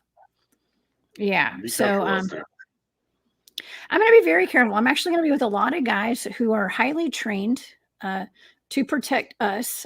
Okay, let's just say. Oh, and I knew somebody said it. Somebody said it. I was about to say that. I was saying, man, don't you remember Y2K? That was the biggest load of baloney. Y2K. I thought Y2K was always baloney. And then, I had what I call a Y2B, as in Y2 Barry list, because I knew so many people that seemed to lose their minds somewhere around 98 to about 99, worried about Y2K. It was changing their bank accounts, doing all sorts of crazy stuff. Y2K. I'm glad he brought that up. Oh, I was worried I was going to lose all my computer data. Okay, from 1999 going into New Year's of 2000. Okay, I'll never forget. I was in college. Okay, if that dates me, y'all know how old I am now. So, anyways, okay. So, New England Dirt Roadie Art Bell conducted a prayer test to reduce violence in some major cities in the U.S., and it worked. I do remember that. Okay, I have heard about that, and that's huge. It's like meditating. It's meditating and prayer. That stuff works. Okay, and we are in a spiritual war right now. Okay, there's a spiritual battle going on, and so stay prayed up, y'all. Okay, meditate. Hey, that's real. That's real. Did you happen to see the Schumann resonance today, Barry? Have you seen that? No. Okay, it was looking another shooting. No, the Schumann resonance. The Schumann resonance. Oh no, I haven't seen it lately. I've been keeping up. Yeah. With it. No. Well, I just keep up with it a little bit, but it usually is like a up and down. I don't know what you call it. It looks like frequencies and stuff like that. Today it looked like light codes or something. It had designs and patterns in it. It was really odd. So I'm sure people in the chat know way more about that than I do. Okay. But I was just wondering if you saw it and if you follow it. High solar activity too. And again, we have to be aware that's when the time skips happen and the time shifts. We're right in the middle of that right now. Yes. And things aren't going well. That's when portals open too, right? When I'm saying like solar flares, all that stuff. It all starts happening all at once, right? Just time of ramped up energetic activity. Yes. Probably more cryptid sightings are going to be happening too. Oh my gosh. And guess where I'm going this week? To go hunt for cryptids. Yeah. That's good for me. Between the the magnetic fields of the sun and the earth where they come adjoin, it creates these doorways, these portals called electron diffusion regions. And what there's these doors that open up like every couple minutes in between the magnetic fields of the sun and the earth where they meet. And that's like scientific things they're proving now. So we talk about, entities, civilizations that use their first power source is their parent star or stars themselves. Whole nother thing going on, or the fabric of space. are using that, it really takes it Yeah. to another level, you know? It does. Yeah. Oh, I Did we just want miss to reiterate anything? to everybody who's watching. Yeah, Marquise. Not so far. Did we miss anything? Is that what you just asked? Yeah, I was just making sure that we didn't talk about something and then didn't No. touch it or something. Not that I'm aware of, but I just want to let the audience know that I am actually doing a 2-hour show tonight. Marquise had an emergency that came up. So everybody, please send him your positive energy and healing vibes, and just you guys send him good energy, okay? And yeah, Barry and I are gonna we started at 10 p.m. Eastern on my side over here on the East Coast, and we're gonna be doing about another 30 minutes on the show tonight, and we're not gonna have an after hours this evening, and so you guys got me and Barry for 2 hours tonight. So yeah, just in case people were wondering, I've seen it in the chat a couple of times. But yeah, I'm the Cryptid Huntress. I'm Jessica Jones, and I hunt Bigfoots, not to hurt them. I'm out there just studying them. Okay. So, but yeah, Barry and I, we've been talking about dark entities and cursed land. We've also talked about a little bit of AI stuff going on out there. And what is that called? The gray, what do we call that, Barry? The gray overlay. Gray overlay. That's right. And mind control and all that fun stuff. Yeah, so we hit on all that. We've hit on all that so far.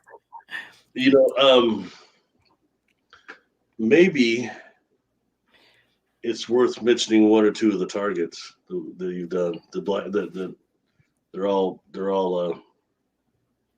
blind targets with some of the information that's come out of some of it.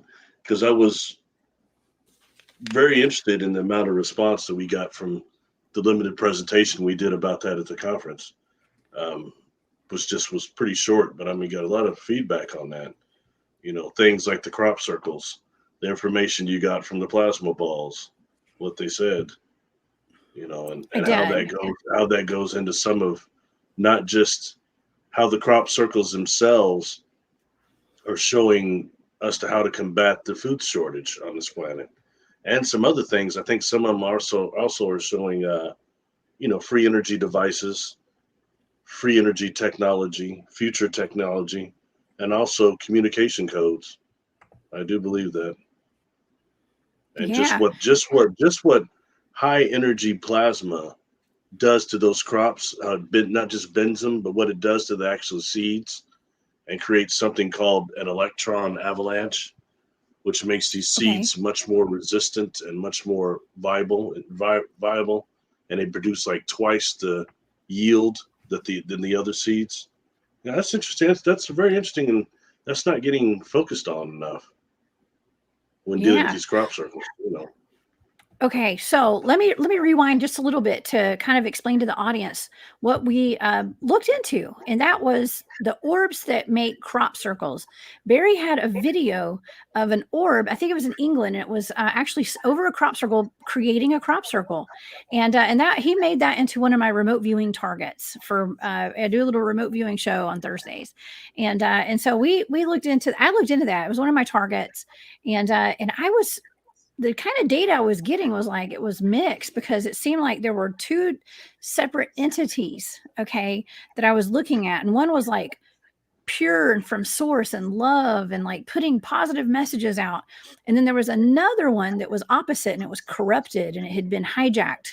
And it was putting negative energy out of some sort. Right. And so that's what the crop circles were. It's almost like there was an original type of crop circles that were or orbs that were making the crop circles that were actually trying to help humanity move forward and giving us positive messages, but that had all been hijacked by something very dark. And so in the remote viewing data, I was connecting with source. I was connecting with something that was a very high frequency energy. And I got this message. I heard a message come through, and I wrote it down. And it was, what was the message, Barry? It was, I know you're tired and you don't want to be here, but we thank you for your teamwork. And we are here to assist you. We're here. Keep going. We're here to help you. Don't give up, is what the message was. So that was an interesting. And as I talked about the data, my body got hot and like my energy was flowing, and I got super sweaty. So that was an interesting target that you gave me for that one. You know, something that's interesting. When comparing what you got there, and like when I talked to John Vivinco about what he had seen, like with some of the crop circles and some of the portals around him, and at the portals that actually on the other side, you've got like about 1,000 entities trying to come through all at once. So it's like you and I trying to put our heads in a ketchup bottle, squeezing it. It's going to be really hard, Yeah. you know, but in It that won't way, fit. those of the thousands, those that are able to actually squeeze through and push through, emerge here in the third dimension in orbic form, in plasma orb form, as a collective consciousness from that side. And you know, and I think if you're dealing with the higher realms, the more higher vibrations, if they're all trying to get through, it'd be a different thing. And that's what I think the original plasma balls are that are making that, you know. Yeah. And also, you know, let's take this a little bit further too. You know, both independently, Patty Greer and Little Moulton Howe described how some of these negative crop circles make them feel inside, how they get sick, Oh, you know, yeah. and how the others don't have that same effect. So I think that's one thing to take into notice about that. And number two would be these plasma balls. Is there also the chance, I've heard several times, it's going back now almost to like the late 90s, that they were thinking that these crop circles were actually markings for time travelers. And in that way, Oh, when dealing with these plasma balls, are they coming from a part in Earth's future where we evolve beyond the Adam Kadmon, the humanoid form, and we turn into energetic more? And it's, you know, different containers for consciousness. High energy plasma could definitely be one. I've done several videos, some on Patreon, some on maybe YouTube, but over plasma, and not just extraterrestrial craft, but plasma and the contact experience themselves itself. Because sometimes these plasma beings and the ships themselves are not different. They're one and the same, you know, different thing going on. So anyway, just something to think of. So if that is what they could be, some of them is that humanoid in the future, where they might even have to come back for where there's better genetics here, who knows? But is that what some of these plasma balls are? They're time travelers of some type. Food for could thought again. be. Well, Barry, I can't help but think of that video that we saw that we talk about of that our friend had of the balls, the orbs that turn into ETs, and then they turn back Oh, into orbs. oh, that was a trip. Wow, wasn't that weird? Yeah, I that know. I was a wish we trip. had that video to show everybody. Oh yeah, yeah. That was, Boy, yeah. wouldn't that You're right. be You're right. something? The thing comes That would go down. It's viral. emitting those orbs, and the Mhm. orbs get halfway down, and then they start turning into ETs. these grays running around. I mean, that was a trip, and they Yeah. were quick as And they Sasquatch. ran weird. Actually. You They were know, so odd, floppy you know, looking. and I'll tell you, who cares? I can mention a name. Who cares? Somebody that was on me like white on rice and was talking me to death, Corey Good, and we were one-on-one talking, all right? And he had told me a story that he had seen another reptilian, and this thing was the size of this Draco, like this 14-foot Draco he had seen. And this orb comes up, and this thing starts actually sucking up into this orb. He described this very weird way of being, like, going into this thing. And he said this thing said it was the ship. And the ship was actually huge as far as the amount of personnel it had on board. But for us, it was just this little bitty orb that, you know, about this size that sucked the reptilian huge into it, like compressed it into a holographic thing and sucked it up. I just found that interesting. Not saying what he's saying it was true, but it's still an experience I haven't heard anyone else mention. And how do I know it's not true when you can see through the quantum hologram sometimes these grays, it look like grays inside these balls. When we were at that conference, there was this lady. She wrote a book with my friend Bill Spicer, who actually got me to come forward. And Bill has had me to his house before. He's a contactee and a pilot, and designs airplanes too. And he has me look over this. He's got all these pictures of these orbs and different UFOs and stuff. But a couple of these pictures, he's going, this is the most importantly one. He's going, Barry, that's a Stewie head in there. That's a Stewie head. Like, who the hell is Stewie, man? But I guess that's a cartoon or something. But then when he starts pointing it out, I can't see this face in this ball. Since then, I've seen more faces in orbs. But that really emphasizes the quantum hologram too, and how that's real. What you saw on that video with them turning into orbs, and that, like I said again, that blew me away. So I think that when dealing with interdimensional travel and how we can actually condense our energy body, if we were in our dream body, we can condense that into an orb form, into a spherical form, which is the easiest to use for interstellar travel, probably dimensional travel too. Wow. Again, food for thought. So, this is serious. Interesting. Yeah. Well, when I bring this up, that video I did that got me razzed a little, but it got some interesting stuff too, which was our Sasquatch dreamers. And we talked about this a little in the last show, I think I did with you, but seriously, when getting with as keen as they are perceptually, they're keen masters of awareness in their realm. And if they have the knowledge of shifting their cognitive abilities, limited or not, into the dream body, and in manipulating the dream body, that would explain so much about them. Why sometimes they're seeing disappearing more than just maybe the invisibility from their hair and the translucent hair, and they're disappearing into that degree, or also it really kind of takes us into the next level of it. You know what I mean? Don't you think? Yeah. Well, I'm the girl that's a Bigfoot field researcher out in the field pretty often. And I've always said, I think that there's an interdimensional aspect to Sasquatch and a lot of these cryptids that are out there. I'm not saying all of them, but I think a lot of them. I think that humans can be interdimensional. We have time travelers, right? Allegedly. So. I wouldn't disagree with that. It's just, well, no, I wouldn't disagree with that at all. I think just, especially the further we get in history, how more prevalent that will become.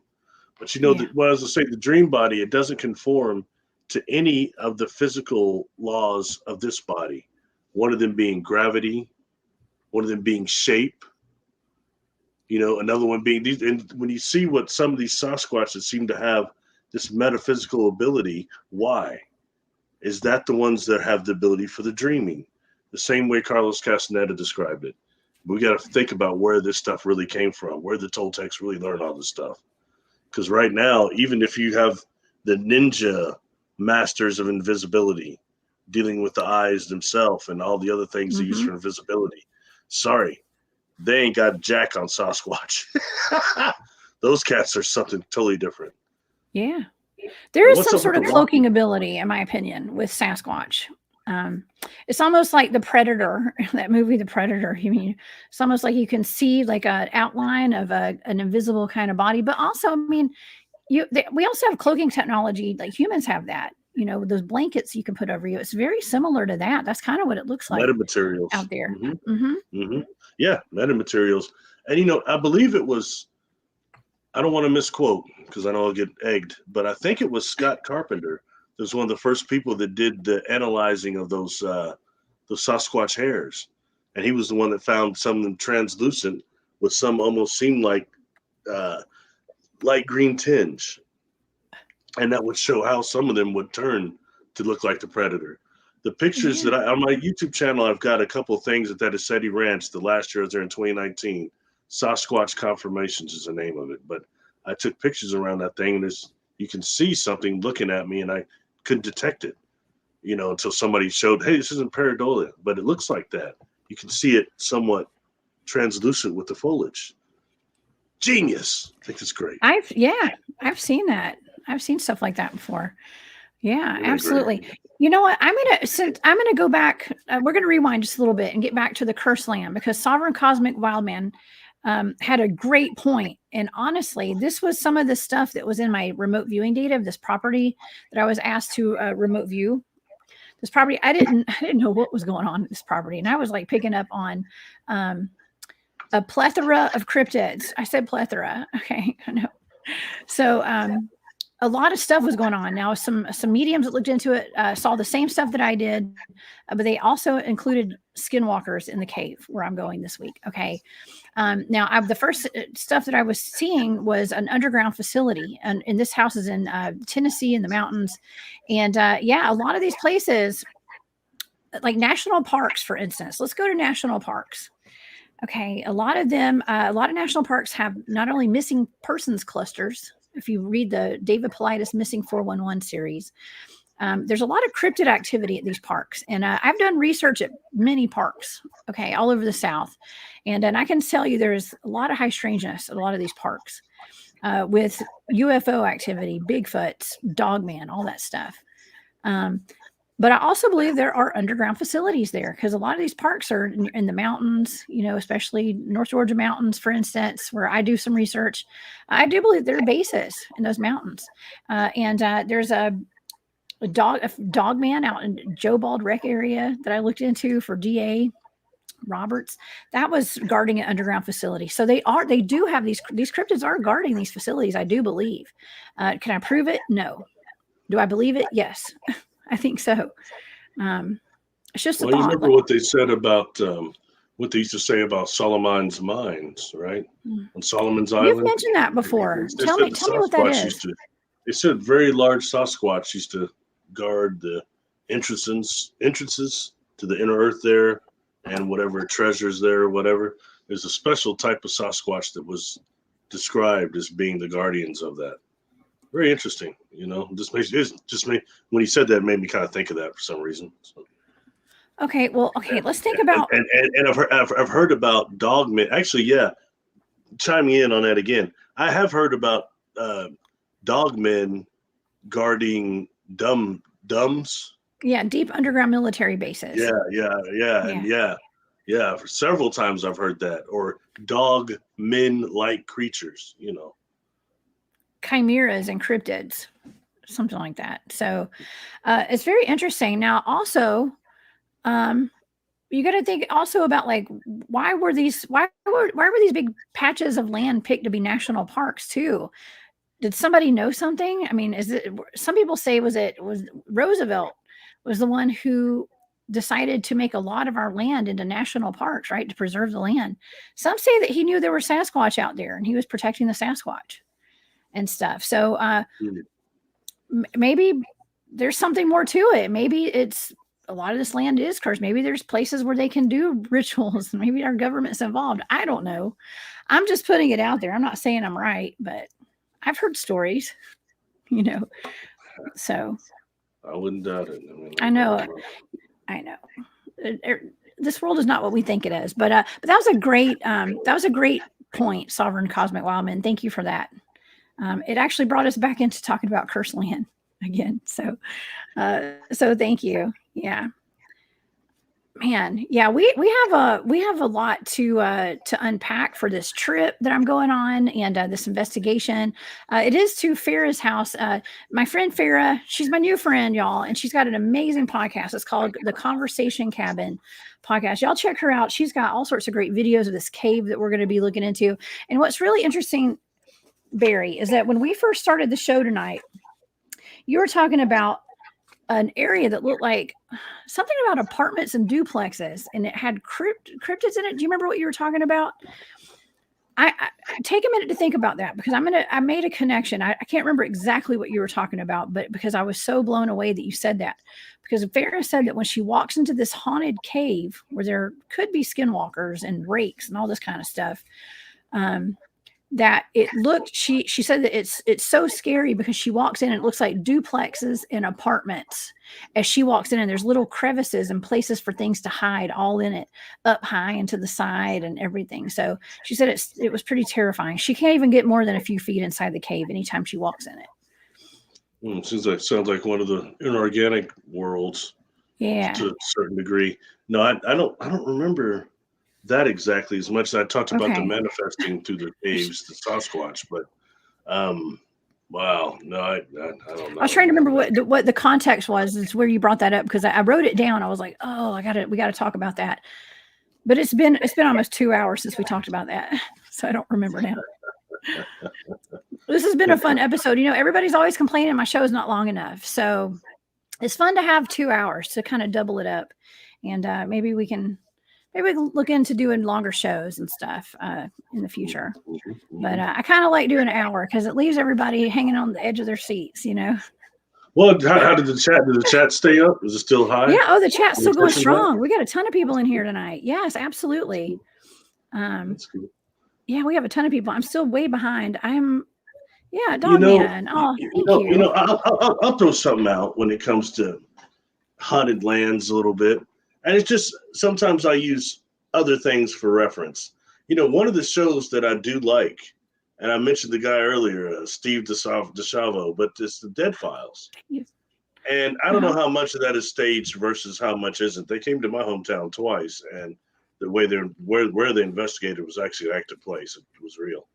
But oftentimes that lady Amy will describe some of the different entities that are trying to hold souls and keeping souls trapped here at certain places. And they're always dark figures. That's somewhat interesting, but it shows maybe how common that is. And especially when you pull, you move a young person into one of these places where they're awake and they're open, they're getting tormented. That's right. I myself got attacked by a ghost at the age of 7. And it, may not have scarred me permanently, but it was enough to make me not want to use my gifts anymore. You know what I mean? Or try to wish them away. That circles us back around to the generational curses and having our children living in these homes that are cursed, and they're on cursed land, and just perpetuating that. I had a really, really tough show one night where there were some fellas who had gone to a haunted house out in Texas, and they, you could pay to go there and do a ghost investigation, and you had to sign a contract to say you're not going to release the souls there that are trapped. And I was very, very upset about that. Before we go on, Dogface, thank you for that super chat. Thank you so much. We appreciate that. Man, geez, and Dave Scott is in the house, everybody. Hey, Dave. We love you, Dave. It's good to see you here. Thanks for being here, boss. Okay. What was that place like? I mean, it had to have been just a horrible energy in there. Well, I remote viewed it, and it was not fun. I thought it was maybe somewhere you actually had to go to. No, I didn't go there. Some of the guys that I had done a show with had gone there, and it was just really sad, very sad. That and I think I kind of encourage people that were watching the show to please do like a distant healing on that place. I didn't sign a waiver, so I could do that. Okay, and yeah, it's really sad. A waiver. Boy, signing a waiver. Yeah. I think of almost everything we've talked about tonight, that was about the biggest drag. That's all That's drag. A big drag. That was right up there. That was on a Richter scale of 1 to 10. That was about a 9.5, 9.8. I'm sorry. That was terrible. I mean, we're gonna end it on a happy birthday song to you. So we're gonna raise the vibe before we go. Maybe ring some crystal bells or we huh? Yes, your birthday's in 10 minutes in my time zone. Yes. We're gonna hit on it. But it's very sad, and it's just perpetuating all of this darkness on the planet. And we need to be healing the planet, not keeping it trapped in darkness and sadness and fear and sorrow and slavery and all that kind of stuff. Like, it came up in my data, like off-planet stuff, and it's just it's time for a change. I'll say this again. I don't know why. I'm just being urged to say this. Okay. Again, regarding the chupacabra and how you picked up, as well as John Vivenko had picked up, that there was a storm that had basically let these things out. And it was like a type of a storm. A hurricane. It was a hurricane. Yeah. I have that in the data. In Puerto Rico. And, when looking up when the chupacabra popped around, which is 95, 96, you look that up, there are these hurricanes that hit Puerto Rico then. One of them, I think the biggest one was Hurricane Marilyn. And I had said before, we're seeing which one of those genetic labs in Puerto Rico, you type in Puerto Rico and genetic labs, all this stuff comes up, several of them. How many of them go far back to 95? And were they damaged in that hurricane in those areas? If so, those are almost the companies you can track that's doing some sort of chimera work. Yeah. I mean, chimeras, that's right. The data you have led us right there. It is what it is. Yeah. Yeah. Yeah. There's a lot of chimeras coming up right now too. And I actually had people that came up to me at that conference, the Journey to Truth conference. They were telling me they had actually encountered chimeras. And one of the stories, one of the guys told me added up to something someone across the country had told me about don't tell me. Something that he saw on the dark web. So I don't know. It's just, it's really weird. Max. Yeah, Spider-Man, right? That's what it was. I know. What is maybe that like a well-known one? Maybe it's real. I don't know. It sounds a little Vincent Price-like, but it could be real. There's all sorts of stuff they're doing, so I wouldn't doubt it. I personally preferred Brundlefly. You talking about for the movie? Jeff Goldblum. Yeah. Oh yeah. Brundlefly could eat solids. Is that what is that actor's name that was the fly? Jeff Goldblum. I mean, I guess that was that was kind of like predictive programming, though. They were showing us like chimeras being made, right? Well, yeah. Although it was an accidental one there, but through teleportation. It was kind of funny. Device. It was gross. It was funny, but they put it out there as like a joke, all these like B-rated horror movies and stuff. Well, you got to remember the original Fly. That was a long time ago. In fact, there's one of the longest scenes in history to film in that movie. At the very end, Vincent Price and this other guy throw the rock on the little fly in there going, help me, help me, help me. There was something with the prop looked like that. It was doing that. So they couldn't stop laughing. It took like 2 days to film that. And even when they finally get it, I remember them saying, look at it when we smash that thing. We're trying to look horrified, but our faces, we want to laugh. It's just, anyway, sorry, that's not even worth to talk about. I would have a hard time not laughing too. I would.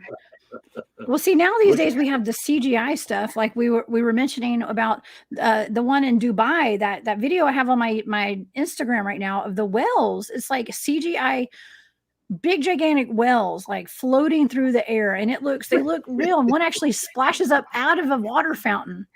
The water fountain's probably 3 feet deep for all we know, but and a helicopter too. I think the helicopter was fake too. Sharknado. I can't. But this was movie. 3D, Barry. This was like 3D holograms, and it looked very real. Mm-hmm, mm-hmm. And it'd be fascinating to see how much further they get with not just the holograms, but with this 3D printing too. 3D, yes. Especially when they start 3D printing organs to a greater degree, and see what that starts actually doing. Yeah. Probably, I wouldn't doubt it. Doubt it. Oh yeah, Sasquatch. Okay, and I actually had Fred Roll on, Fred in Alaska, and we've talked in the past about Sasquatch protecting gold mines and stuff. So they're seen around gold mines. We just had the theory. We were kind of throwing it out there that perhaps they're protecting the gold mines. But that's what they're supposed to be protecting on Solomon's Island is the gold. Oh really? Yeah. And and interestingly enough, the amount of times I've heard about them being seen, especially in abandoned mines, is quite interesting. All the way to getting as much as getting tools there and finding old tools. Very interesting. Or are they using them as passage to the inner earth too, or both? Oh yeah, inner earth is a whole other ball game we got going on here. That's a whole other topic that we could talk about. I'm probably going to be talking about a little bit of inner earth stuff next weekend. I have Rob Khalil coming on with the Typical Skeptic podcast. That's an amazing podcast, y'all. Rob's coming on Spaced Out Radio next. I think it's next Sunday actually, and he and I have been we just talked about inner earth before, and he's going to be coming on. He likes to talk about a lot of the Art Bell stuff too. So right up my alley. Right up our alley, because a lot of these targets, some of the targets you've given me, Barry, for like the remote viewing stuff, stemmed from Art Bell shows, right? Yeah, like Mel's Hole. Mm-hmm. Yeah. Yeah, some of them, yeah. Oh, I see. My little stalker is back in the chat. You can screw off, man. You can screw off. That was mean. I know. You're a nobody. You have nothing to offer. So do more than clown. I did. I saw a mean comment in there. I'm sorry, Dave. Bring some knowledge. I'm sorry, bring Barry. some information. Do something to really discredit me. Discredit what I say. Don't just be a punk Barry. hiding out I know. in social. It's okay. And what do you call it? Cyberspace. It's a punks, man. Trolls. I know. It's okay. Anyway, back to the other. We have people that it's okay. There's like 150 people in here, 170 people that probably love you. Weak energy. I know. Anyway, it's okay. I'm sorry. Y'all be nice to. I'm not saying you gotta be nice to us. It's okay, but can't be like for everybody. There's always gonna be somebody that's got to give information. Mean comment. You know? I know. And what I'm proud of is the amount of information we've been able to give. Yes, absolutely. And, it's good. It's different. It's not cookie cutter, and that's important. Yes. Okay. Yeah, I'm wondering who's like. Look, if anybody sings "Happy Birthday," it's gonna have to be me because I'm the only one on camera today. You don't have to do that. You really don't have to do that. We're good. I know. Well, let's just say let's do last year in this age group, and I'll go to the other one next year. So. Oh my gosh, I know. I'm so excited. I believe we got Dave Scott in here tonight. Dave is a Gemini. I'm a Gemini. You're a Gemini. We're all Geminis. Aussie Sue is actually Gemini as well. And a matter of fact. Speaking of the devil, but it's actually Dave Scott. We have Dave Scott in the house. Hey, friend. Hello, everyone. What's up, hey, Dave? I just called to say. It's so good to see you. I just jumped in to say, happy birthday to you. Happy birthday to you. Happy birthday, dear Barry Littleton. I'm out of ginger ale too. Happy birthday to you. To you. Thank you both very much. Thank you. I do appreciate that. Thank you, Dave. It'll be for a good Dave. Monday. We love you, Barry. That was cool. Thank you. This is awesome. This was a nice show. Thank you for having me on. Bye, Dave. Thank you. It was fun. Thank you. And I think a lot of relevant information was really good. So it was amazing. That is important. Yeah. And do you feel we touched on haunted land enough, or do we go deep enough with it? Yes, we absolutely did. And so I think I'm prepared to go on this trip this week and to go do this investigation out in Tennessee. And I sure hope that we don't run into any skinwalkers. That's just what I'm saying. Thank you, Christine. I appreciate that. That's funny. We're just having fun out here. And yeah. Happy birthday, Barry Littleton. I'm so excited you're here and spending your birthday here with us tonight. Yeah. That's awesome. Thank you for having me on. And by the way, I like the way this topic was addressed tonight. I think it was addressed appropriately, and some really, really great comments every time I looked over. Heavy comments, So that's cool. Yes, it's a great absolutely. Audience. Great audience. Absolutely. This is a lot of fun. All right. And we had Dave Scott up in the chat tonight and made a very special appearance for your birthday tonight, Barry. Thank you for that, Dave. I appreciate it. Very cool. Barry, tell the audience where they can find you. You have an amazing YouTube channel and an awesome, awesome Patreon. Where can people find that? The best place is probably YouTube. Just type in Barry Littleton. I don't even have any cool handles or anything. Patreon, I'm under Barry Littleton, and Facebook, Barry Littleton. I try to communicate with people. I got inundated with private messages the last few days, so I'm like way behind, but I try to respond back to people. And I can be reached at barrylittleton13 at gmail.com is my email. Awesome. And I actually did have a little happy birthday, Barry, on here. Thanks. At the very end. Thanks. I was prepared. I was like, oh, we're gonna say happy birthday at the very end. We're not forgetting. The day after Father's Day, and I have no offspring, so I get out of one of them. I know. Oh my gosh. Well, it's Jeremiah Fountain's birthday today, and he was on the show last night. So and you're buddies with Jeremiah too. So that he's a wonderful guy. And so you guys please go subscribe to Barry's YouTube channel and his Patreon. And this has been an amazing show. Thank you to everybody all my moderators that were in the chat tonight, and for everybody for sticking with us for 2 hours tonight. It has been so much fun, and I really enjoyed it. Even though one person didn't like it, I know the rest of y'all loved it. So it's all good. I think it's hilarious. Happy birthday, Barry. You guys have a great please, you guys join me on Wednesday. I'm going to have an awesome show lined up for you guys over at the Cryptid Huntress at 1 p.m. Eastern. And then I actually have Jeremiah Fountain coming back on Thursday night. Barry, you might want to join us for that. We're going to be looking into some kind of a reptilian or something that night that he and I have been discussing. So you guys can join us here, and I'll be back next weekend. Wish me luck. We've got I got that investigation this week. So I will be coming back on and giving you guys an awesome update on that. Okay. Well, I'm just going to close the show out now. You guys have a great night, and I will see y'all later this week. You guys rock. And shout out everybody. Send positive energy to Marquise tonight too, everybody. Okay. And to Dave. All right. We love you guys. Y'all have a great night. Bye.